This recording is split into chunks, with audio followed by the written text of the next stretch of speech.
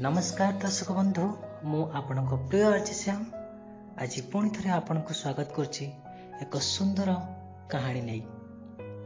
दर्शक बंधु आपण माने तो जानिछंती भगवान सबुठारु श्रेष्ठ सृष्टि हेउछि ए मानव समाज।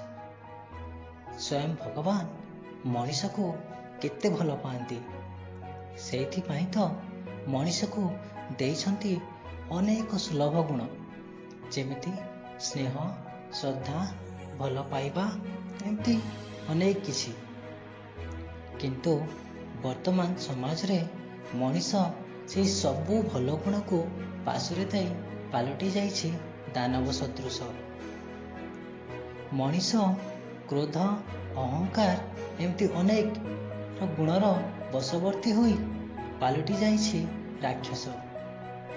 दर्शक बंधु मनीष जेतेबेले क्रोधर शिकार हुए से निजर हुए रहे नहीं, तार मन और हृदय भितरे पशि जाए क्रोधर राक्षस।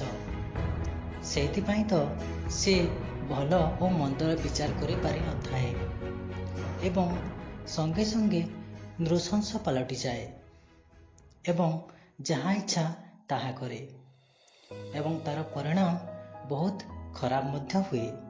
तेरे चलतु बंधुगण आज यही सुंदर विषयटी को नहीं आरंभ करवा एक सुंदर कहानी। दर्शक बंधु कौन ही जड़े अपराधी को राजा समक्ष को अणागला। राजा कौन सी अपराध लगी अति कठोर दंड देउथिले। से अपराधी को दंड देवा बेले हठात सेठारे उपस्थित थिले राजांकर शिक्षा गुरु। से पचारिले तुमे एभली दंड देल कहीं? राजा उत्तर देले मोर पिता एभली दंडर प्रवर्तन करी राज्य को संभाली थिले। मु मध्य तांकर मार्ग अनुसरण करी मोर काम करुछि। यह शुणी गुरु कहिले किंतु मो विचार टिके भिन्न। एही लोक क्रोधरे आसी जन को आघात करिछि बोली दंड पाउछि तो, किंतु मु कहिबि जे जेउ लोक क्रोधरे आघात करितिला से एही लोक नुह। राजा कहिले किंतु से तो निजे दोष स्वीकार करि सारिछि। गुरु हसी हसी उत्तर देले मो कहिवार मर्म तुमे बुझी पारल नाही। मो कहिवार कथा हैला अत्यधिक क्रोधरे जने व्यक्ति आउ सही व्यक्ति होई रहे नाही, से पूरापूरी बदली जाए। तुमे जहाकु दंड देउछ से जेतेबेले मनीष को हत्या करतिला से सेतेबेले सही व्यक्ति होई नथिला। से एही व्यक्ति जनक नुहे।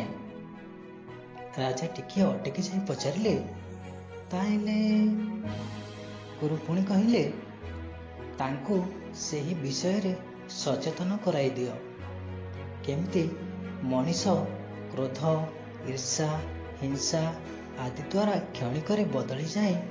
जहाँ से करबा कथा नुहे ताहा करि पकाए। सेही कथा जदि से बुझी पारे तेबे से निजको नियंत्रण करि पारिबो, ताहा ताकू भितरु बदलाई देब। तुमे देउथिबा दंड ताहा करि पारिबो नाही। तेबे दर्शक बंधु बुझी पारले तो आमे जेतेबेले क्रोधर वशवर्ती हेइथाउ सेतेबेले आमे आ निजर होई न थाउ। आम भितरे क्रोधर राक्षस पशि जाए एवं आमे पूरापूरी अंध हेइ जाऊ। सेइथि पई तो क्रोधर अन्य ना निया। तेणु दर्शक बंधु चलतु आज आमे शपथ नेबा आमे कौन सी समय रे भी क्रोध करिबा नाही। धन्यवाद।